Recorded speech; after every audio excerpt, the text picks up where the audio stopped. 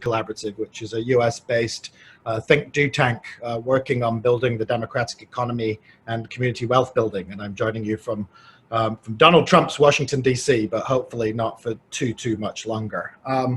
I've actually I grew up in the north of England. I've been living in the States for a long time, but I've spent a lot of time in the UK in the last couple of years. I was making, at one point, trips over twice a month and sometimes staying for 6 weeks at a time, really around the opportunities that have been exploding around both the Corbyn project and the Labour Party, but also on the ground in cities and communities around the UK. And so I'll be speaking from the basis of all those conversations and all that learning that I've managed to accumulate in the last couple of years. I really love the title and the theme of the discussion, which refers to a quote from D. Ward Hock that it's far too late and things are far too bad for pessimism, which I think is a nice paradox. And we're going to talk a little bit about paradoxes to begin with. And I think part of the reason that John wanted to involve me in this conversation is that I definitely see myself as an optimist and a professional optimist. And I don't think we can afford, given the scale of the challenges that we face and the overlapping crises that have already been referred to, of climate change, of the pandemic, of a far right that's on the march and is now in office in a sort of far right international that extends from the White House to Brazil to India to Hungary and Poland and beyond. I don't think we can allow ourselves the consolations of despair and defeat. And luckily, there's a lot to be optimistic about.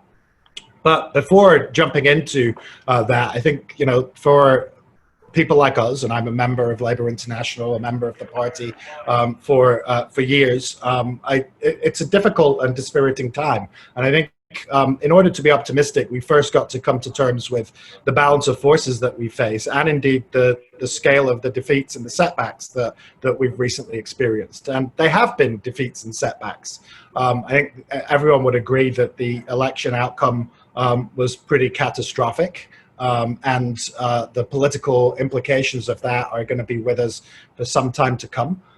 For a while there, it looked like we were at the tip of the spear internationally in developing a politics and a program that could really respond in a powerful way to the deep structural challenges that we face in terms of climate change and the threats of the future, but also coming to terms with the legacy of 4 decades of neoliberalism and where that leaves us.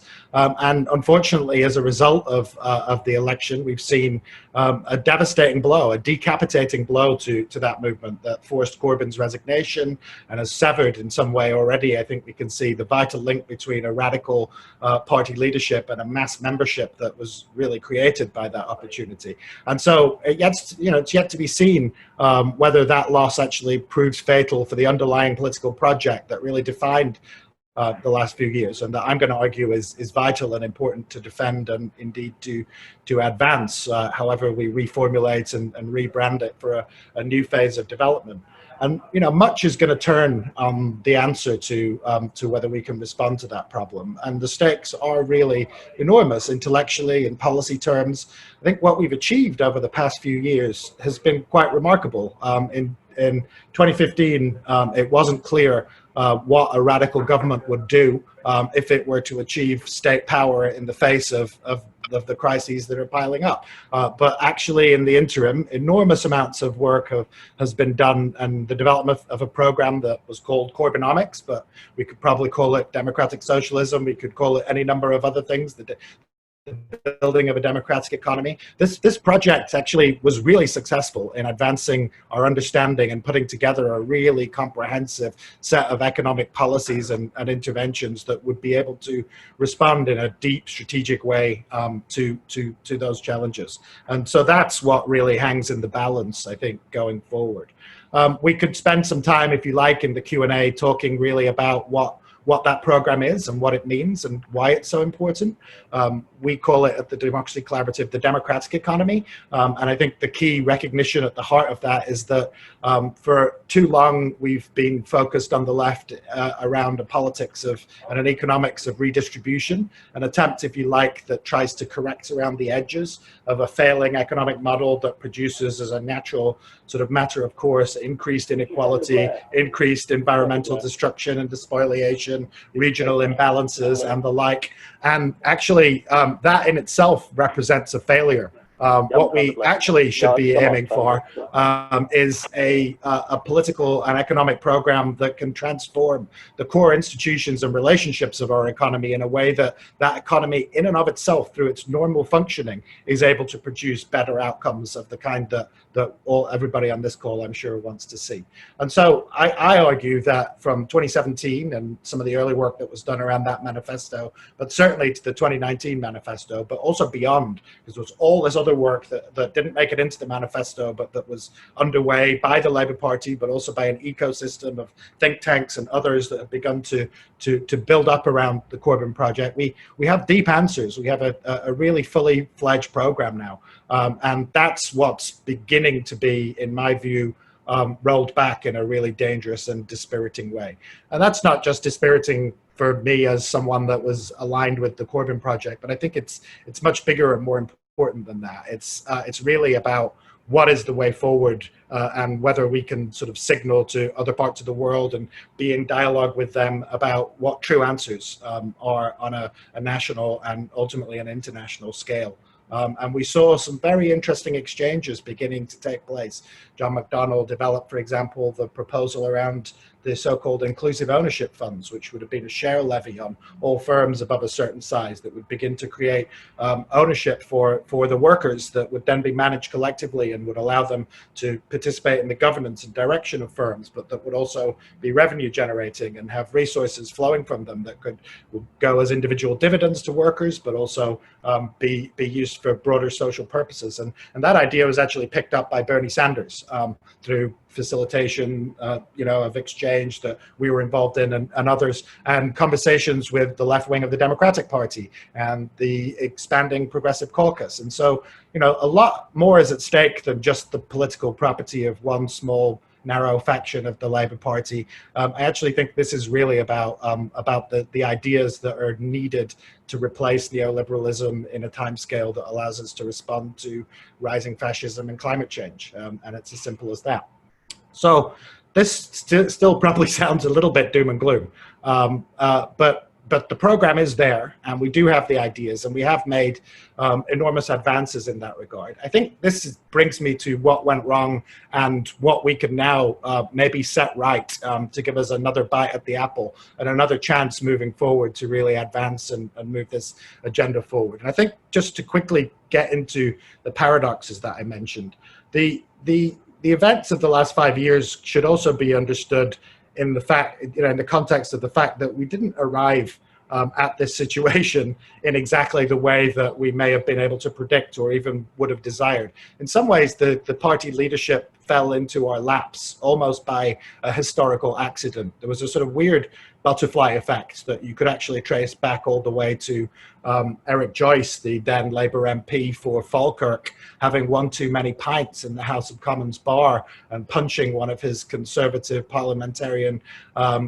colleagues, leading to his loss of the whip and deselection, and then the issues that then arose around the Falkirk selection and the role that Unite was playing in just trying to advance a pro-union candidate that then caused a big backlash from the right of the party that then led Ed Miliband to call the police, as you may remember, in that sort of debacle that unfolded, and then the Collins Review, which put forward the proposals for the changes to the leadership that then were supported by the Blairite right of the party, thinking that they would look something like US open primaries, and were actually opposed by the left. But in fact, this was the path that opened up the ability to let the membership have a decisive choice in who the leader should be. And then the squeaking onto the ballot of Jeremy Corbyn at the last minute, and with barely votes to spare to get him in as a leadership contender, and all the story that unfolded from them. But what that then gave us was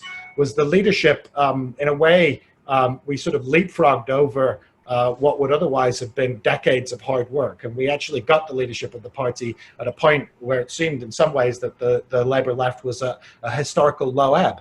So that gave us the opportunity to develop this radical program I was talking about, but it also gave us this paradoxical situation where we had the party leadership and we had the program, but what we needed to do was reverse engineer from there a movement in some ways in support of that leadership, and also reverse engineer from there political education in terms of getting people to really understand what was involved in the program and what was at stake. And that's sort of, I think the technical term is ass backwards. That's not the way that we would have typically understood how we were going to be able to advance a radical program. And history gave us the opportunity. We had to take it. It was a kind of great leap over the institutions that we were attempting. Something very similar in some ways was happening with Bernie Sanders and with the opportunity that opened up in the United States. But it did give us some real shortcomings to contend with that I think are the things that we now need to address if we're actually to build back from the high watermark of the ideas and the program and the opportunity and the energy. And we had the membership, but in many ways the membership functioned as a kind of Praetorian Guard, having to defend Corbyn against endless attacks from within and without, rather than what I think maybe we should have been also trying to do at the same time, which was turning that membership outwards and beginning to figure out how to use that as a real social force in the country. 500,000, 600,000 members, that's a person on every street corner in every community in the country, if we were able to organize and mobilize in that way. Somebody that would be showing up whenever a post office was being closed, or there was a situation with a local hospital, or community campaigns were underway. And that, I think, is a different model of what a political party should be doing. And there are models that we can look to. In many ways, the work of the German Social Democrats or the Italian Communist Party at their high marks, we're able to create those cultures and those practices and those social movements and those relationships to community that we really didn't manage to create, Momentum didn't manage to create, and others. And that in some ways, that's the work of building back from this position that we found ourselves in today. The other piece is, I think it really was a failing that the program that I outlined, and I understand why it happened, was developed by a very small number of people in a very close relationship to the leader's office and to the shadow treasury team. And there are lots of reasons why that was the case. And they were under constant siege, and it's understandable why you had to have a fairly close, trusted circle, and we were fortunate enough to be involved in a lot of that work. But actually, what now needs to be done, I think, is now that we've got some very clear sort of ideas, policies, programs, is a real work of on-the-ground political education in the party and in community, building the understanding of these ideas, not just as something nice to do, but as deep responses to the problems that we're facing, and that in many ways have been driving politics through things like the Brexit referendum result and through the election result that we saw last time. We also should wage a struggle over memory and over legacy. I think there's an attempt to forget that 2017 ever happened at the moment, and how close actually we came. If you look at the polls, the surge in our direction was greater than have ever been detected in opinion polls before. And I think that was an indication of the power of some of these ideas if they're actually exposed to the public and they're able to respond to them rather than getting wrapped around the axle of Brexit or the results of a further 2 years of mainstream media propaganda against us. So what should we be doing in the meantime as well to advance this agenda and this set of ideas?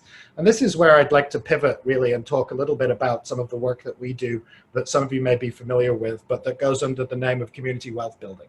Because we may not be in power nationally, but we are in power in Wales, and we are in power in a large number of councils and metropolitan areas, and there are opportunities to continue to advance real world economic change in practice. And we've got examples of this, and in fact, these examples are spreading. So some of you may have heard of what's been going on in Preston in Lancashire in the north of England, which happily is just 15 miles from where I grew up in Blackburn, but really has been the flagship approach for community wealth building. And maybe just to break up my remarks for a few minutes, I'll pause and say, the origins of community wealth building were really over here in the United States, but come in many ways from the similarities of the US and the UK as the countries that first adopted neoliberalism, have first, gone down that road and actually suffered the greatest amount of disinvestment and deindustrialization and economic decay and regional imbalances as a result of that. And so, born of that economic pain, a new approach was really developed that wasn't about throwing subsidies at private corporations, but really looking at an economics of place in which you really get an understanding of what your assets are that you could really mobilize in a different way without having to rely on an expanding budget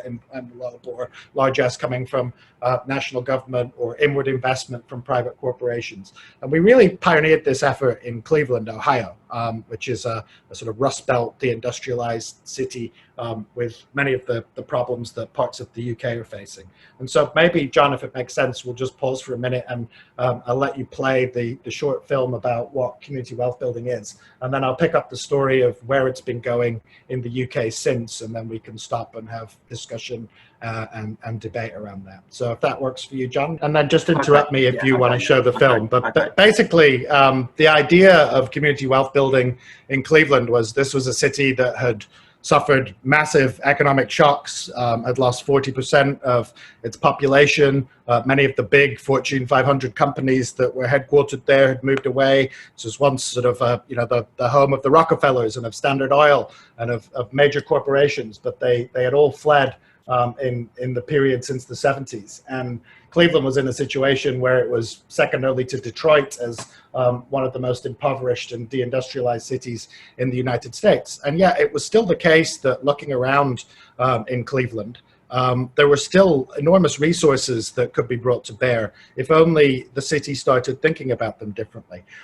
We have popularized the notion of anchor institutions, and what an anchor institution is a large economic actor that's actually rooted in its place and isn't going to up sticks and move away in the way that private corporations can. And so in Cleveland's case, there were several examples of this. There was Case Western Reserve University that's long been located in Cleveland that isn't going anywhere. There's the Cleveland Clinic, which is one of the top research hospitals in the United States. There's university hospitals. And if you actually looked at the economic footprint of these organizations, taken together, they were spending something like $3 billion a year in the procurement of goods and services. Very, very little of which was being done in the immediate neighborhoods surrounding them, but were predominantly African American, largely impoverished, as many as 40 to 50% of children below the federal poverty line, and so forth. And so, working with the city and with the Cleveland Foundation and the anchors, we came up with an approach that's become known as the Cleveland model, that is really about redirecting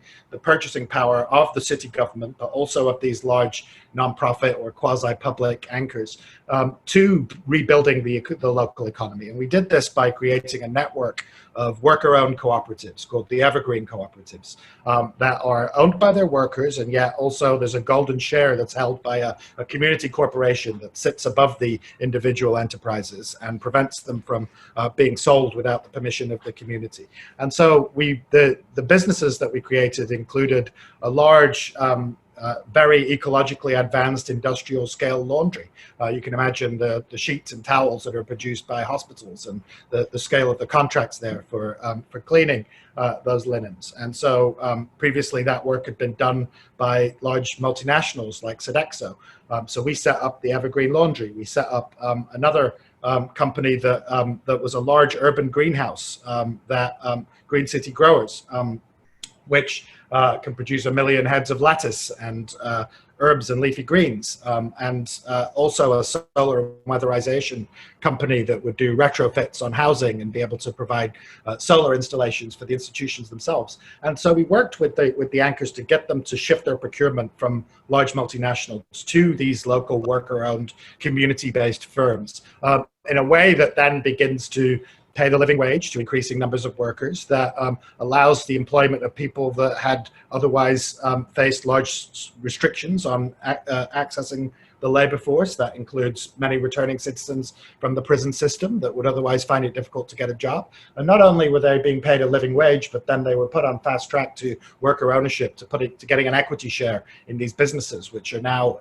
profitable and increasingly paying dividends and kicking back money to the parent company, which is using that to then invest to create new cooperatives to further supply the needs of the local economy. And what you then get, instead of the extraction of wealth from the community, which had been happening with the contracts with the multinationals, is a recirculatory and multiplier effect. Every time a pound or a dollar is spent in a local business, particularly a community-based or worker-owned local business, what you find is that it circulates many more times in the local area. 8 times is the estimate of the multiplier effect. And so we built this demonstration product model in Cleveland, and we'll see the film if there's an opportunity to show it, if we figure out the technical aspects of that. But really the word has been spreading, and so there's now city upon city across the United States that's been moving in this direction. And then it made the leap over around 2012 to Preston, where there'd been, similar to Cleveland, a real problem with a traditional neoliberal model of inward investment for economic development that had really fallen through in the wake of the financial crisis. And so Preston was left high and dry. It was at that point, I think, in the most in the 20 most deprived areas of the United Kingdom, facing real issues with austerity budgets and cuts coming down from central government, and a real sense that that nobody was going to come and save them. And a young councillor, Matthew Brown, oh, Shamon. Oh, somebody needs to mute, I think. And Matthew Brown got wind of what we've been doing in Cleveland and really adapted it to Preston in a very powerful way, such that we've actually seen remarkable results in Preston. They were able to move from spending just 3% of Preston City Council's budget in Preston to 18%, which was an increase of £70 million in spending in the Preston area. And then even more dramatically in Lancashire, where I think it went from the 30 to 40% range to 70%, which was an increase of over £200 million of spending in the Lancashire area, by linking together the local anchors, Preston City Council, Lancashire County Council, the Constabulary, the University of Central Lancashire, the public pension funds that are attached to the unions and others, and beginning to really think about what a comprehensive strategy for changing the area would be. And this has produced results. PricewaterhouseCoopers and Demos have twice in a row now found that Preston is the most improved place to live in the United Kingdom.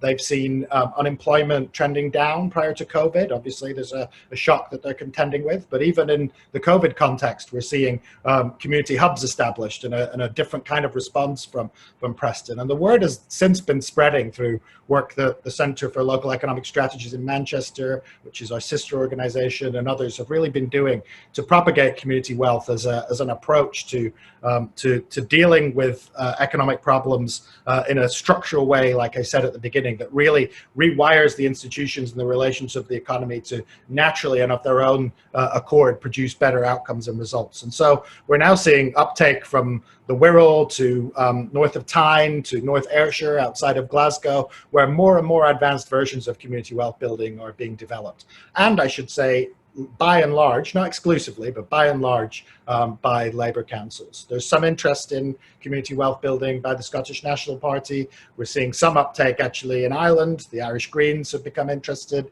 Sinn Féin has become interested. But by and large, the models that have been advancing of community wealth have been advancing by the leadership shown by Labour councils and by left Labour councils.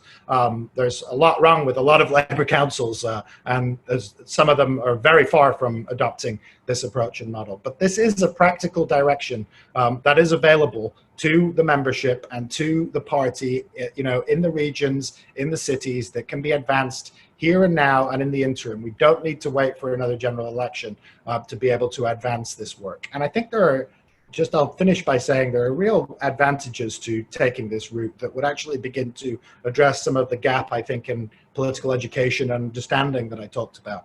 If people can really kick the tires on things locally and roll up their sleeves and understand how this works in their neighborhoods and in their communities and in their cities, it becomes a lot less abstract and scary and threatening and a lot more common sense.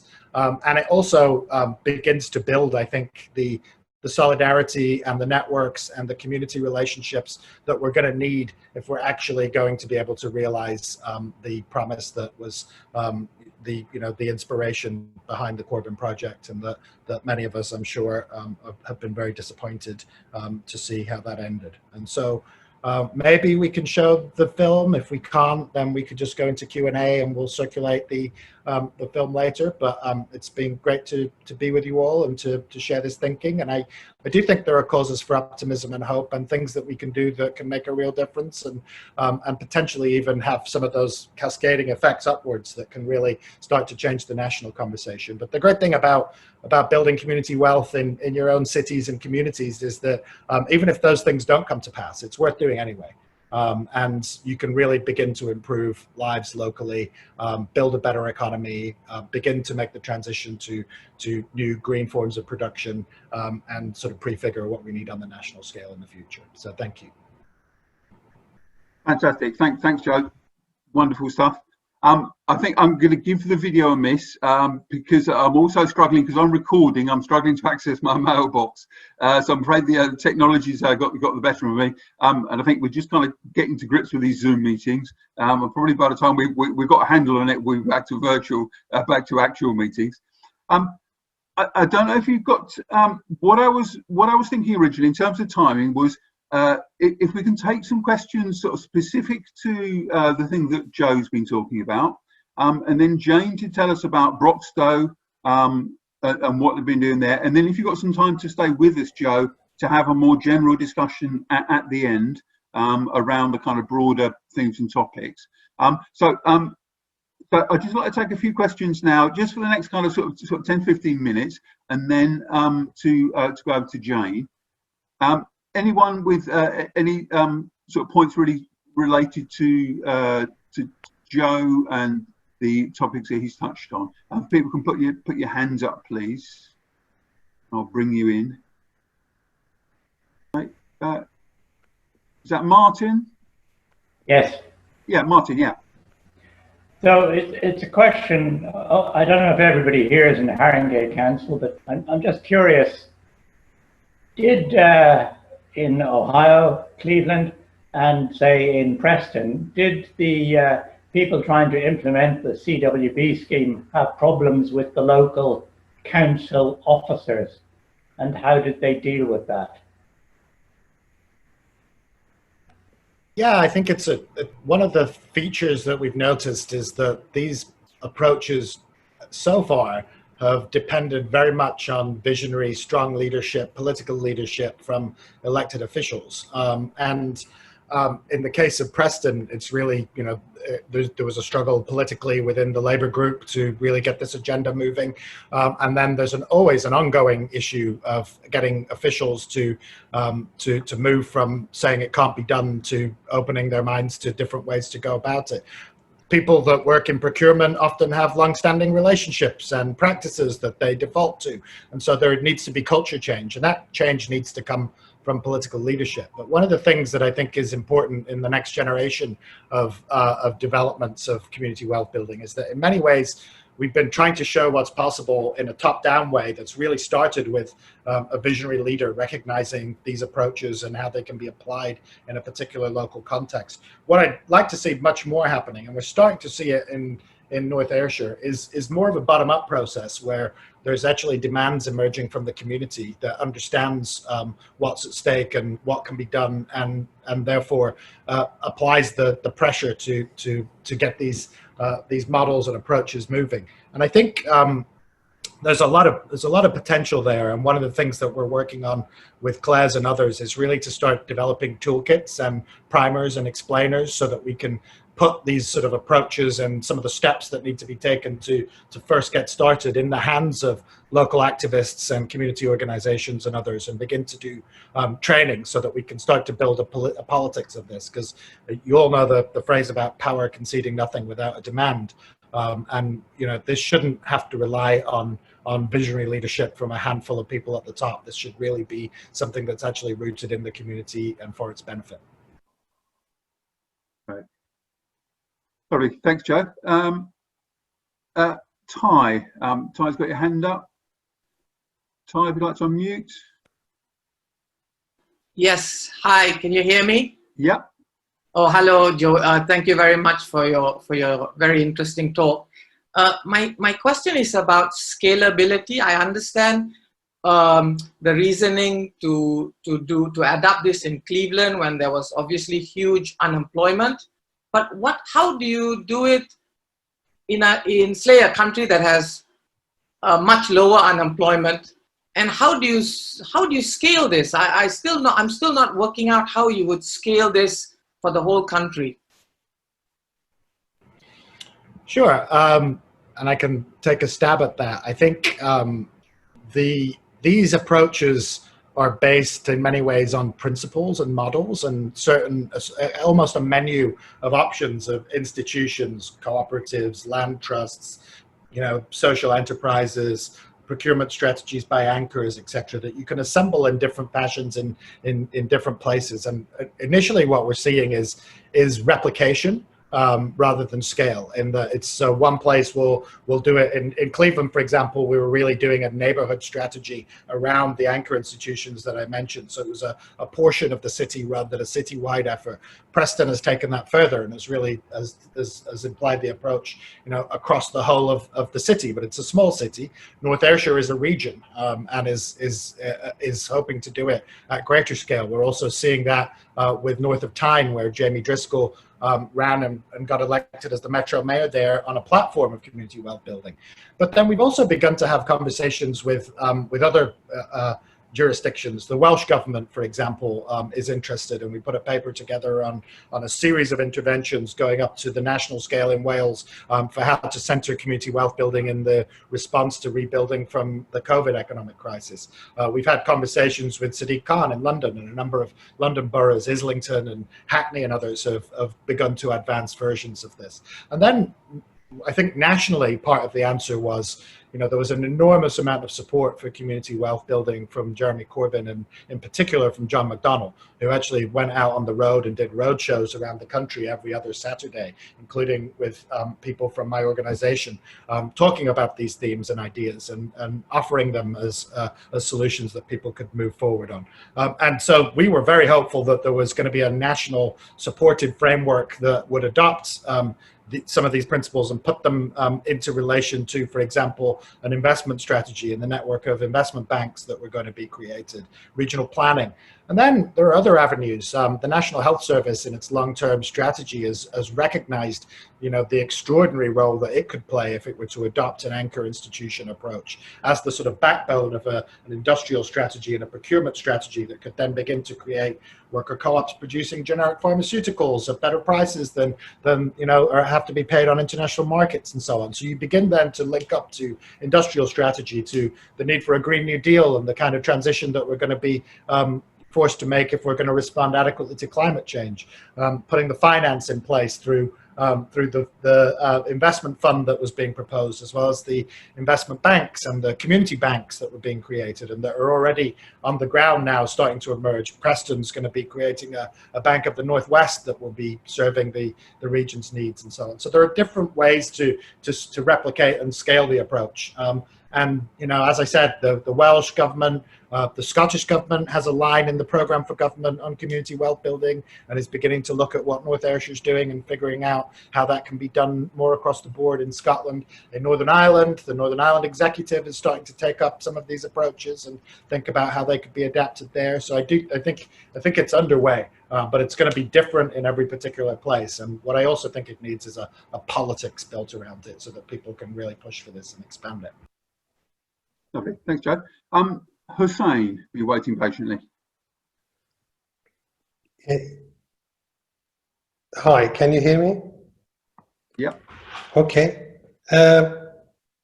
Really, the point I was going to raise is very similar to Thai's point. I have done quite a lot of company collapses, so I understand why big companies fail. It is due to culture.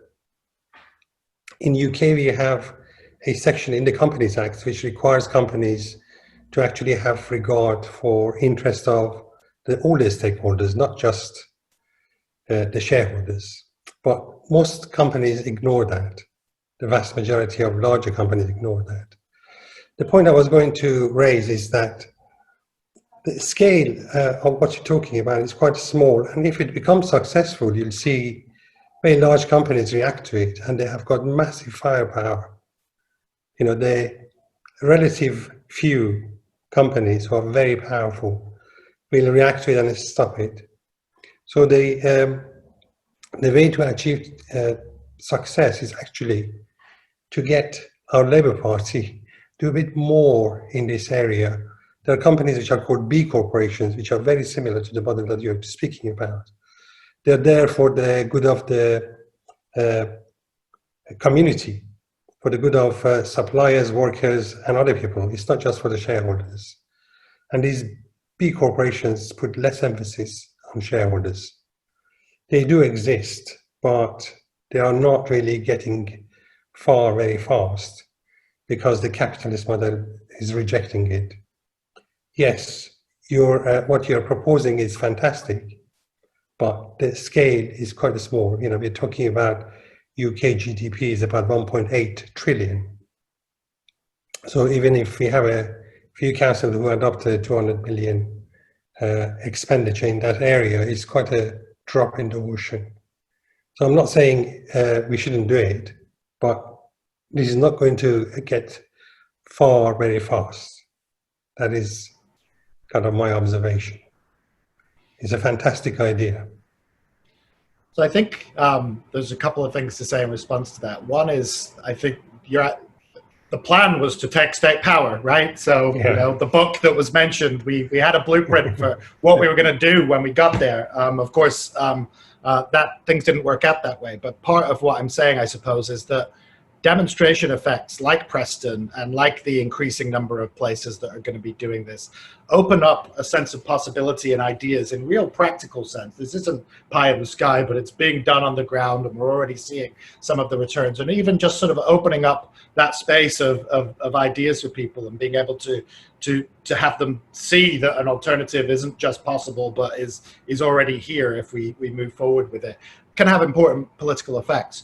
The other thing I might challenge you a little bit on, though, is some of the opportunities that are coming up, particularly around the crisis that we're facing at the moment. I mean, you'll be well aware with your work on companies that one of the big transitions that we were facing was the sort of silver tsunami, as they call it, of retiring baby boomer business owners, and all those small and medium enterprises that were privately owned, but that have succession problems, that either, you know, the children of the owner don't want to take it over, or there are issues of selling to private equity that then results in asset stripping and the shuttering of those companies. And we were expecting to see this silver tsunami kind of unfold over the course of the next 5 to 10 years.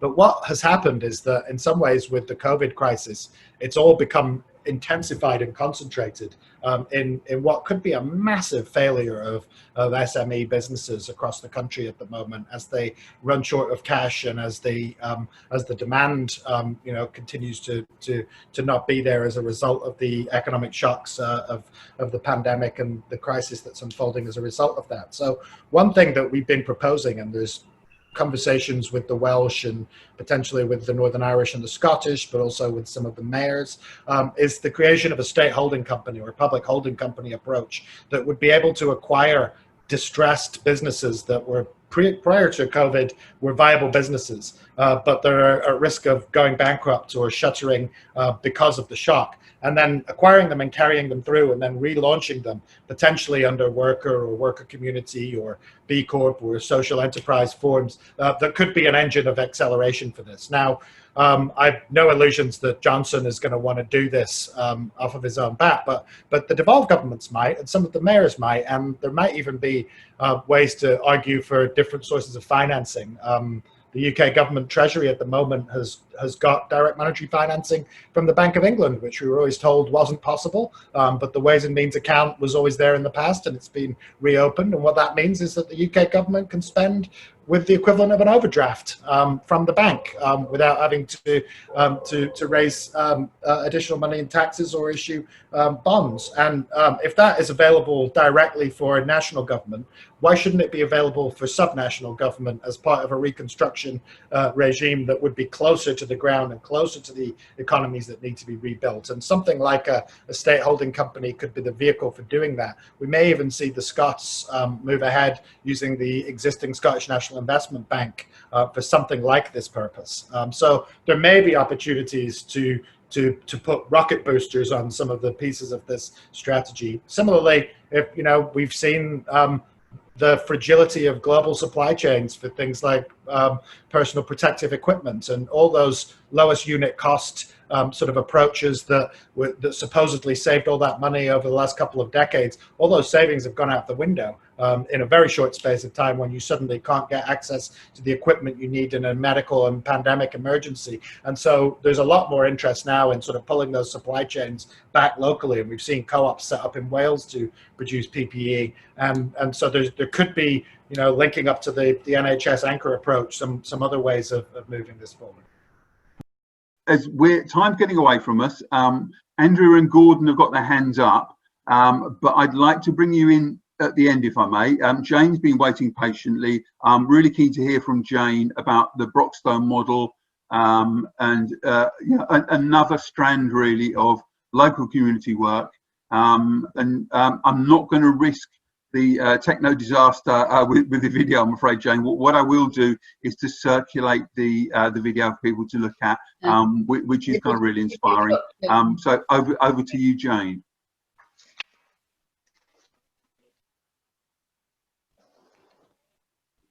Thank you, John. It's probably better without Did the sound work okay for people? We can read it. It was just really to give a visual of what our Broxtowe Community Hub looks like and the activities that have been going on in the past 18 months. I'm Jane Marshall. I'm chair of Broxtowe CLP, which is in Nottinghamshire.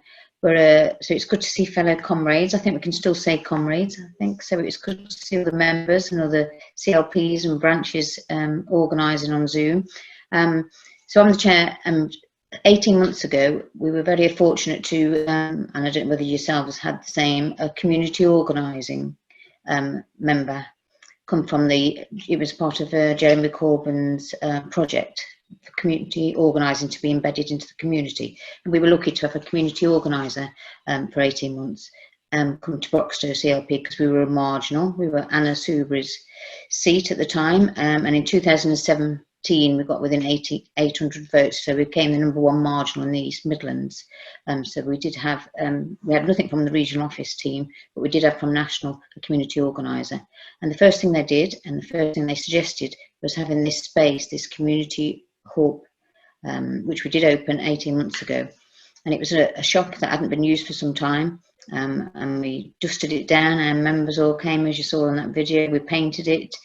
We made sure everything was health and safety. We've got so many talented members, as you probably have, and we opened up this community hub, as we call it. To start with, it was just inward facing. It was just for our members. It was a campaign office because we knew we'd got local elections, the EU elections, and we knew there might be a possibility of a general election. And I was fed up of having 40,000 leaflets in my front room. So we definitely needed this space. I think most CLPs, and my aim and my ambition is to get the National Party to part fund these community spaces in a lot of our marginals. We haven't got a Labour MP now, so we would just need this visual front of the Labour Party, a focal point in the community that everyone can utilise. And even if yourselves as a CLP only do tenth of what we're doing or get one of the ideas from it. It's all about community organising, grassroots activism. It's not a new idea. It's something, you know, as Joe will tell you, that, you know, AOC and Bernie Sanders and Black Panthers, if we're going further back, some of their things have been always doing. It's about rooting ourselves in the day-to-day lives of our communities. To start with, for the first year, we had a lot of elections. We did a lot of we had our branch meetings at the community hub. It's right on the high street. It's right by our tram stop. It's very visual. We had our posters in the window. It was funded by Unite and CWU. So we had a lot of our, I say, branch meetings, our women's forum, our LGBT and our youth forums could meet there safely. Before, we'd only had to hire halls, or we could, they were meeting in pubs, but this was their safe space for all those groups that we couldn't find before. Our councillors held surgeries there. Members staffed it 5 days a week for the public to come in. We were signposted an advice centre, and then we started having those, you saw those shelves outside for people to help themselves to food. The Tories did try and stop it during the election because they said we were buying votes, but we said we would break the law before we broke the poor. So we kept those there and risked it. And they didn't complain in the end, or they didn't make an official complaint. So we set off, and as I said, we were very lucky to get union money for it, and some of our members contributed quite a lot. And it's about having that for the first 18 months. Unfortunately, after a year of door knocking, every door 3 times, and we were very high profile, very active CLP. And after the election, we were all very dispirited, as Joe's touched on, for a number of reasons. And then the lease came up in January, and we had to make a difficult decision whether to keep our community hub on. So I'm so glad we did, because we've absolutely transformed what we've done since COVID. We had the difficult decision. We knew that because the people were relying on us, and people have relied on us for the past year, and our members, that it gave our members a sense of purpose. And in January, February, after that, we absolutely needed a sense of purpose. I didn't want any of my members to leave the Labour Party. We are the Labour Party. We've all got Labour values, and this hub kept us together. And we needed it ourselves as members, but also twofold, our community still needed us. So we couldn't shut up shop. And when we was told in COVID that we had to physically shut, and we knew that we had to do something. We all started to work in mutual aid groups, as people probably did on here. But I felt that the Labour Party needs to be at the forefront of this, when, you know, people need to turn to us in terms of crisis and think that the Labour Party is there for help.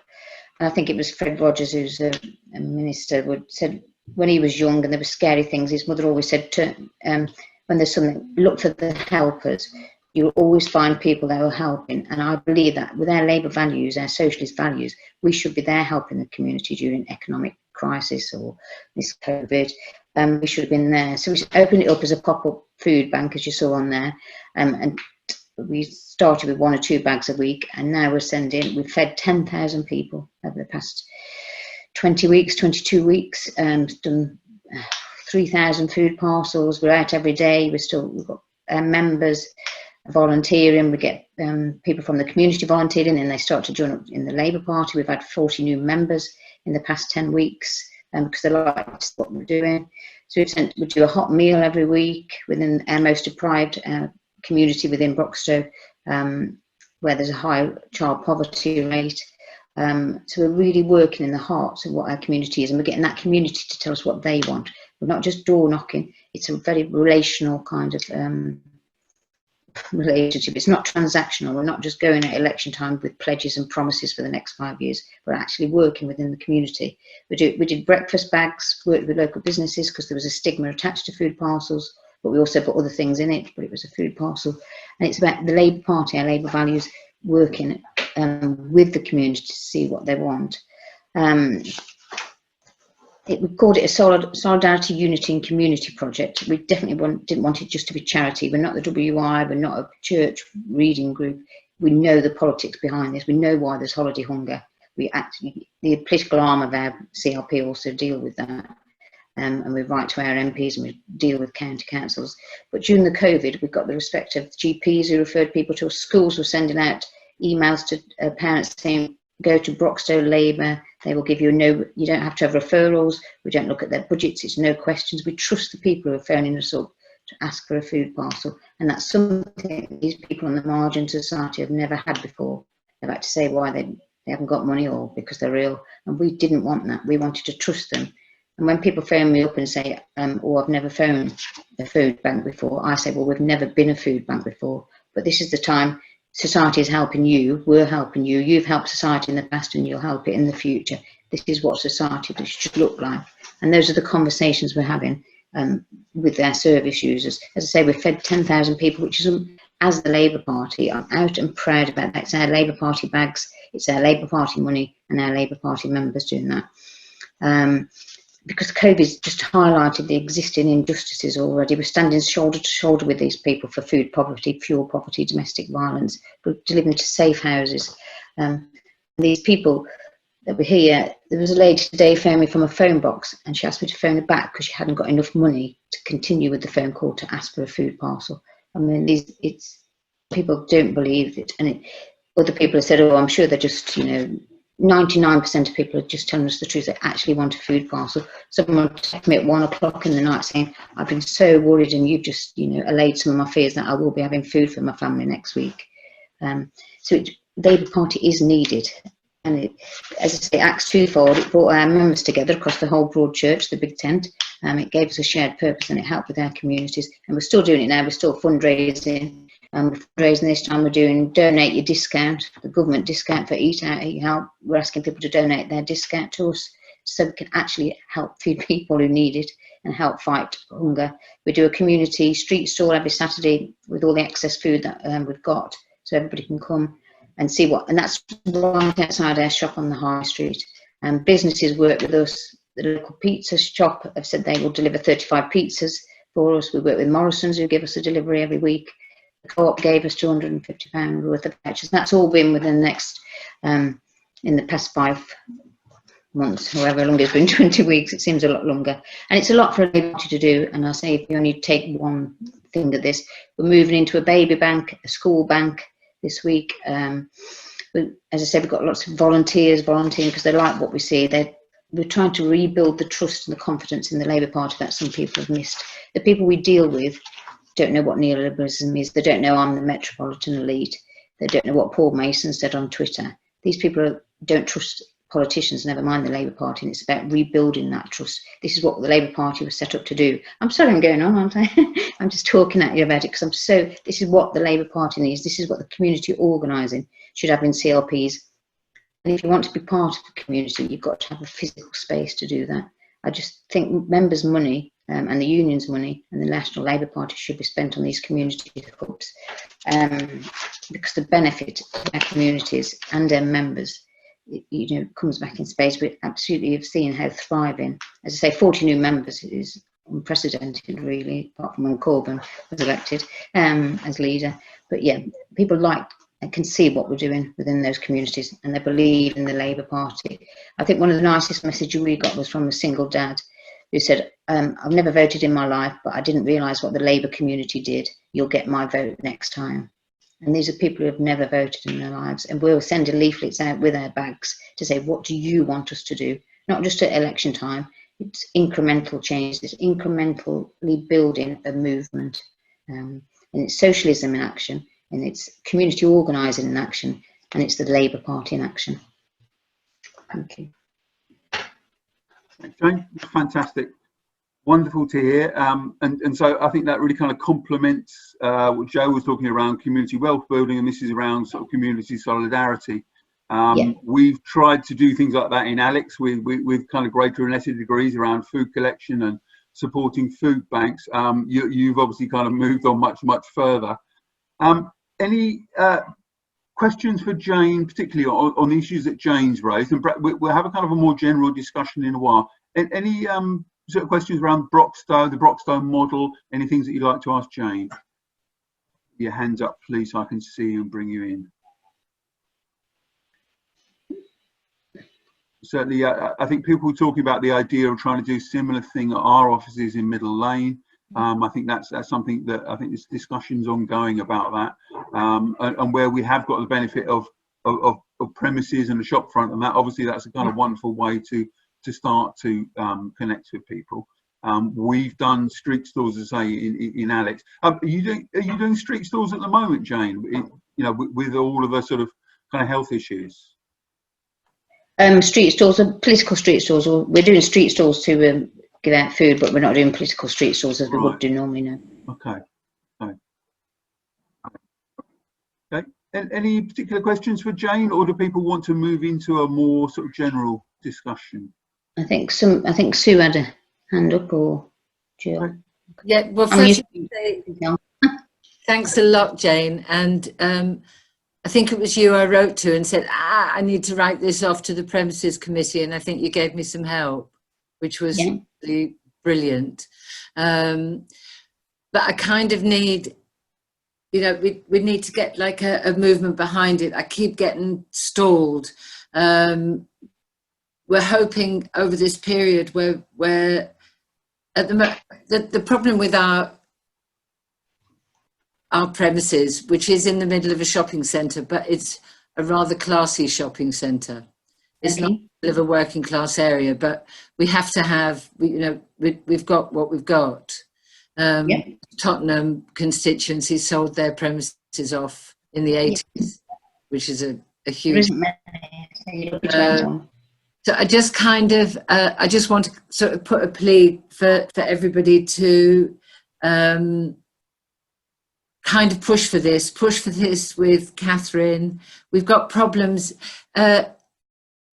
Do you have, for example, with one of the main problems that we've got is that the toilet area is not accessible for disabled people. Yeah. Is that something that you hit? Because that's definitely. As coming up again. As accessible to the public, we don't let the public into the toilets anyway, but for our members can come into the front bit of our hub, but the toilets isn't no, but we do have disabled access. But what we found is both of our disabled officers are heavily involved in this project because they can do it. Our main admin person, the person who does the spreadsheets every night and takes all the calls, is a disability officer, because it's something she can get involved in. She's never been involved in the Labour Party before, and she's working 8 hours a day now for us to do that, because she couldn't attend meetings, but she can do this. She's got heavily involved in it. Our youth are running the hot meals as a group, our youth members. So there is ways around it, and I think there are a lot of problems, and we just did it. I think we were brave and we were lucky, not lucky of COVID, but lucky that the rules and the red tape wasn't there during that time. So we were allowed to do it. We didn't have to come back through committees, more for EC and more for GC and all for factional debates within them. But we were lucky that we could just get on with it. We could just fundraise without going through all the treasurer. But I think we've got a lot of barriers in it, but I think people have got to just be brave. I cannot canvass anymore. I do not want to do any more canvassing. Canvassing doesn't work. We've got to look at other methods of doing it. Okay, great, I think we can still use Middle Lane really as an exciting hub for all kinds of things. And then we have, I love your idea of having a kind of an ice cream van going out to areas. I think that's just the most brilliant. That's what we're going to hope, have a van so we can go around. But our hot meals isn't done at the hub. So the hub is just to focus, it's in a quite wealthy area as well. But we do the hot meals, we hire at the church, and we do the hot meals in our most deprived area once a week. So a lot of our is away from the hub, it's just the focus. So all the bags are made up in the hub, but they're transported, you know, miles and miles across the CLP every day. So it is the focus. So I wouldn't worry about the location, it's what you can do from there, or build the community spirit and the membership from there. Lovely, thank you. Okay, I'm just going to bring in Gordon and Lucy, who've been waiting patiently for a long time. I'd like to unmute yourselves, Gordon and Lucy.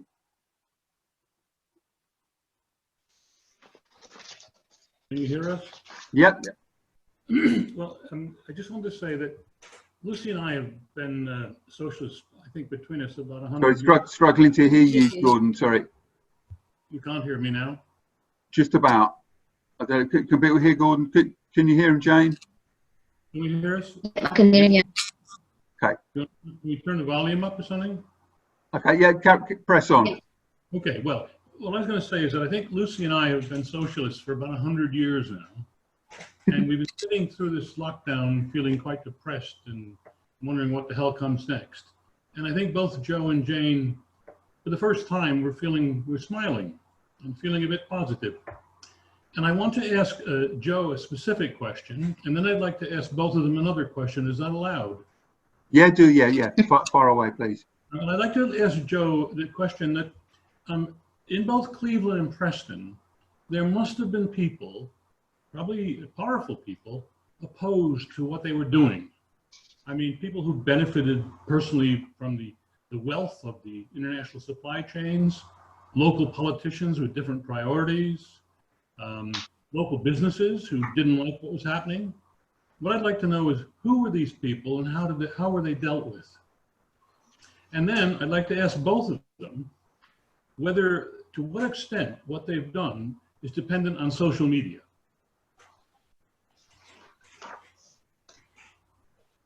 Okay, Joe, yeah. Yeah, it's a good question. And I guess I have a two-part answer to that. One is, don't underestimate the broad, almost apolitical appeal of some of these strategies. I don't see them in those terms. I think that this is a route to economic transformation in the direction of a democratic socialist economy. But it's also the fact that it's a very practical response to a situation in which budgets are under pressure and other strategies aren't working. And you can get some surprising bedfellows for these approaches. And so in Cleveland, we've been able to work with the Chamber of Commerce, and the city government was supportive, and the Cleveland Foundation, which is the oldest community foundation in the United States, was very much behind it. And the anchors previously hated each other, and so it took that kind of convening power from the city to actually bring them together to align around a strategy like this. But remember what I was saying was this has been a sort of top-down approach, and we actually want to see much more bottom-up approaches that also bring with them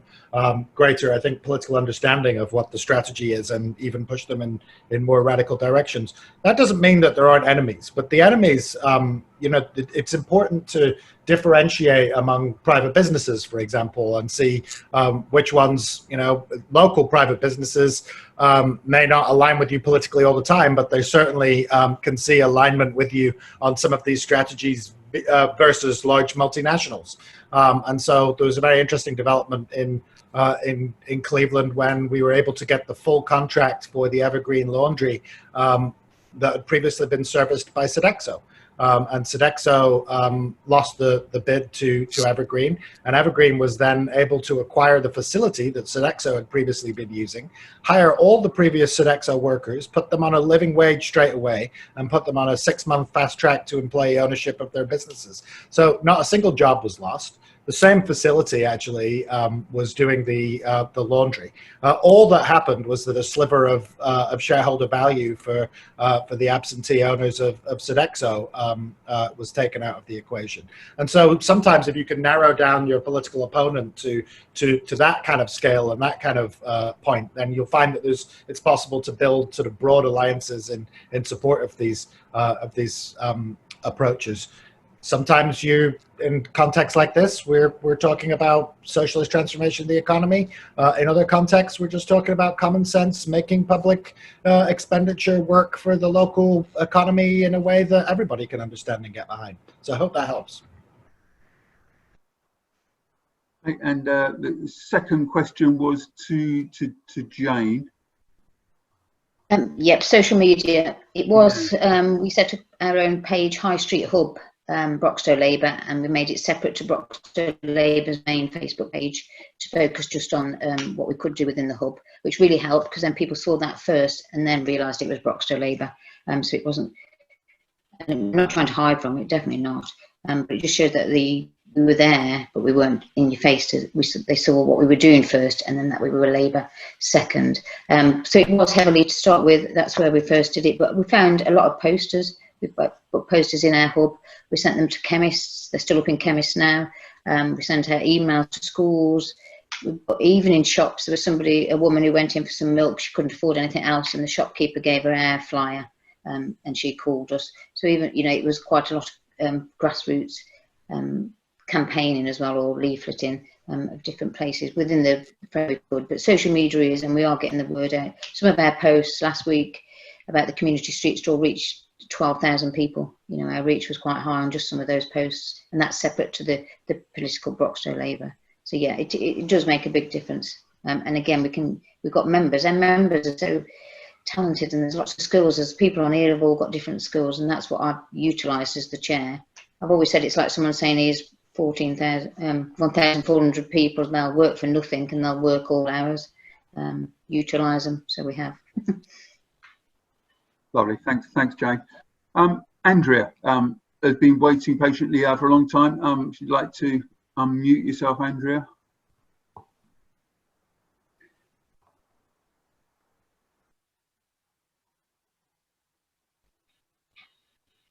Can you hear me, Andrea?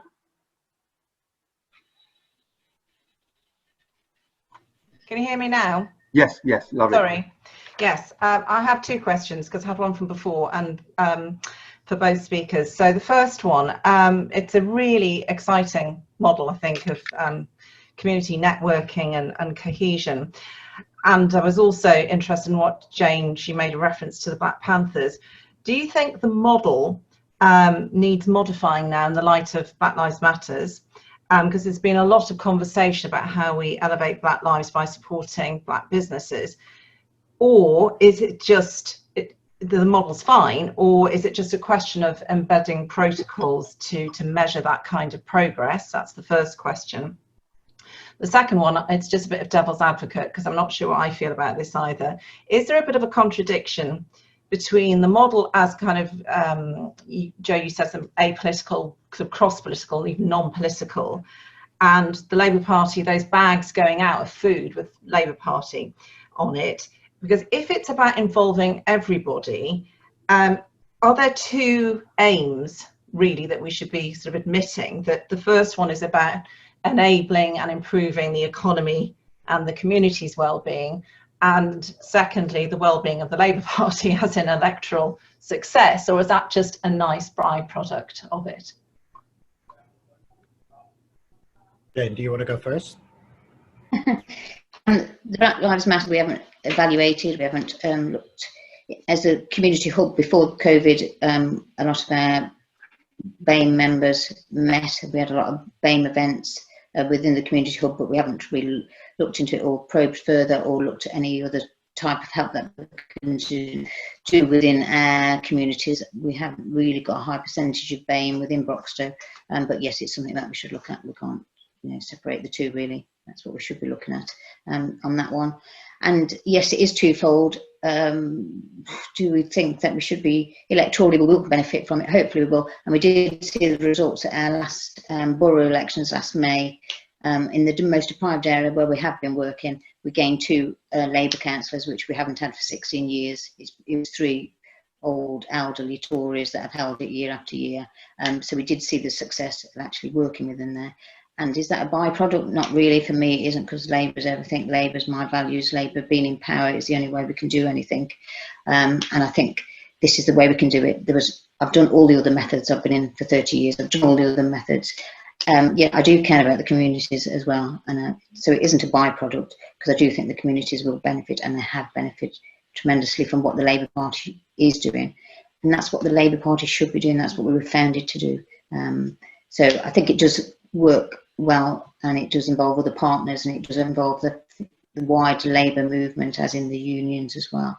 So it might not, yeah, we are enabling the commuters, but electorally, hopefully we will benefit from it, but we won't stop it if we don't. We're not just in it for the votes. That wasn't our initial thoughts during COVID, no. Great questions. I think on the Black Lives Matter aspect, I'm actually writing a book at the moment. I'm doing the research on the sort of long historical origins of some of the ideas that became community wealth building. And in fact, at a very important stage in their development, it was actually in dialogue with the civil rights movement in the States, and in particular with Martin Luther King and those around him, as he began to sort of move in the direction of democratic socialism, and needed an economic program of community self-determination that would actually put power back in the hands of communities so that they could exercise their own control over their local economies. And so there's a sort of deep relationship to Black liberation, power, and equality sort of baked into the DNA of these ideas. And then in terms of implementation, certainly in Cleveland, Cleveland's a very heavily Black city. A lot of the people that left it was white flight to the suburbs or beyond, and so the inner city area is still very, very Black and impoverished, and so that is reflected in the employees in Evergreen, the overwhelming majority of whom are people of color. As I said, I think many of whom are returning from the prison system, because one of the ways in which the United States has dealt with its Black population unwilling to perform semi-slave labor anymore has been mass incarceration, and so we're also trying to deal with the intersection of those issues. And then in terms of the uptake and spread of the issue of these approaches, we were just on the phone last week with Jackson, Mississippi, where a very exciting project has been underway, where the Malcolm X grassroots movement took power, and the current mayor, Chokwe Lumumba, is really pursuing many of the elements of community wealth building, although they might not use the terminology, as part of trying to reconstruct the economy of Jackson under very difficult circumstances, surrounded by a hostile state and a hostile governor, but with a long tradition of cooperative development and of Black liberation there. And so hopefully we see these issues of race kind of coinciding with community wealth strategies increasingly in the UK. I know Asama Sheikh, who's a councillor in Islington, has been very vocal and active on community wealth building, and has asked the provocative question, community wealth building for who? And making sure that we're always aware of the racial dynamics that are and so, you know, you can also look at your procurement in terms of Black owned and women owned businesses and other ways of getting at these themes. And so hopefully that goes some way to answering your question on that. And then I'd just sort of echo what Jane said in terms of the politics of these strategies, and also, by the way, how impressive the Broxtowe model is, and hats off. That's, I think, real community organizing and real building of community relationships and potentially of power in the long run, in exactly the sort of way that I was talking about, that I think we needed to do, that sort of turning away from the inward, which, especially at the moment where internally in the Labour Party, it's a pretty dispiriting place to be sometimes, but there's no shortage of things that can be done, and encouragement therefore, and progress that can be made if we turn outwards in the way that that Broxtowe has done. I just on the politics, I think it's a question of walking on two legs. There are certain circumstances in which we want to have as broad a coalition around these ideas and approaches as are possible, and so sometimes you don't lead with the politics, but the politics really is the sort of inspiration for where these approaches and models are coming from. And certainly I'm doing this work because I'm a socialist and always have been and always will be, and this is the application of those values and principles to community economic development opportunities. Sometimes I'm working in spaces like this with comrades, and sometimes I'm talking to business owners or corporate executives from hospital systems, and so the language changes, but the values and the fundamentals don't. Lovely, thanks, Joe. We're just running out of time, but I'm going to just take one final question, if I may. So Anne, you've had your hand up for quite a while. Anne, if you could unmute yourself. Hi. I suppose this is mainly a question for Jane about the community organising, which, I have to be frank, is about one of the few things that's keeping me in the Labour Party at the moment, about how we can really embed that in CLPs. I understand that you had a community organiser that came and worked with you, and it does feel like a really important way of listening to communities that is under threat from the Starmer leadership, to be honest. I'd just like to get your thoughts on how we can completely, take control of this as socialists and not let them take it away from us. Yes, exactly. And that's what I've, we say to people, it's been a difficult time. I spent the weekend in my pajamas during that Elite Report weekend. There's been a lot that's a lot of our members have said they'll leave for. But we can't leave. We can't look nationally at the moment, a lot of us. So we've got to look locally, and we've got to be proud of what we're doing locally as the Labour Party. And I think that's what's keeping us going, that shared purpose, that's shared that we are doing something as socialists, that we are making a difference to people. So that has kept us going. I'm working, because I don't know, a lot of people have read the Labour Together report. I really recommend it. It's good. It's across the whole tent, it's for momentum, it's progress. It's been a lot of ideas that fed back from the 2019 election, but the way forward as well. So we are mentioned, and we are on talks with Labour Together group, which was Ed Miliband, who commissioned some of it. But I'm also working with the community organising team that still is in existence. And they're coming up with a toolkit of how this should be rolled out within CLPs. It doesn't work for everywhere. I'm not going to say this is what we should all be doing, but there are elements of it. And I think, because I've seen on some of the comments, some of you are doing it within mutual aid groups already, or working within food banks. But for me, it was about publicly doing it as the Labour Party. I didn't want to just do it as mutual aid and then try and see if there was any benefit after that. I wanted to do it as a socialist, and we were a lot of the socialists, and a lot of the people who have volunteered are now standing for county council next year. So hopefully we'll see the electoral benefits, as in electing socialists as well. So we are looking locally. We are still trying to keep the message going, but it does work across the board, you know, across all members. People who are joining want to see something other than meetings. So it does work that we're not just having meetings, whether they're Zoom or not. There is something about worthwhile joining the Labour Party. But yeah, it's just been difficult, but this has really, really brought our CLP together. As I say, new members and 3 or 4 socialists who have left, which I'm very proud of, because it was hard to keep them there sometimes. But yeah, look local. Wonderful. Thank you so much, Joe and Jane. Wonderful ideas of community, and really, you know, the idea that politics doesn't live exclusively in Westminster. There's so much that we can be doing.